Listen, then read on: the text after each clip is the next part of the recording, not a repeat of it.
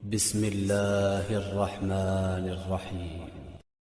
مولا حسین کے غم میں رونا، مولا حسین کے غم میں عزاداری کرنا اور مولا حسین علیہ السلام کے غم میں آنسو بہانا یہ بڑی فضیلت رکھتا ہے، اس میں شک نہیں ہے، شک کی گنجائش نہیں ہے۔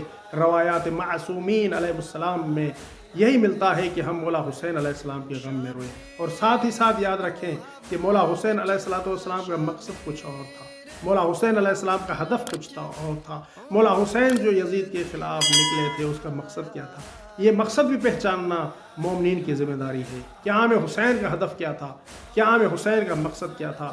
مولا حسین علیہ السلام ظلم کے خلاف نکلے تھے، مولا حسین علیہ السلام ظالم کے خلاف نکلے تھے، مولا حسین عادلانہ حکومت چاہتے تھے، مولا حسین چاہتے تھے کہ دنیا بھر میں عادلانہ حکومت ہو اور یزید جیسے فاسق اور فاجر لوگ منبر سے دور رہیں۔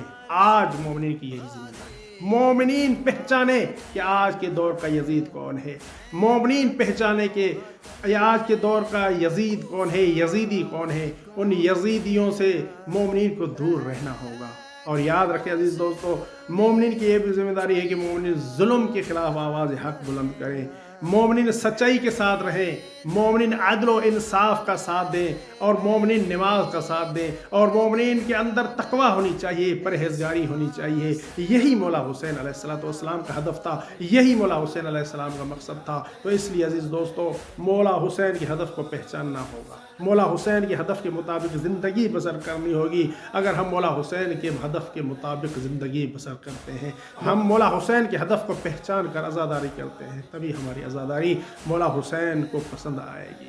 اس لیے نمازی ہونا چاہیے، عزادار کو چاہیے کہ نمازی ہو، نماز وقت پر پڑھے، اور عزادار کو چاہیے کہ روزہ رکھے، عزادار کو چاہیے کہ حج کرے، عزادار کو چاہیے کہ مولا حسین کی زیارت کے لیے ہمیں ہر وقت کوشاں رہے۔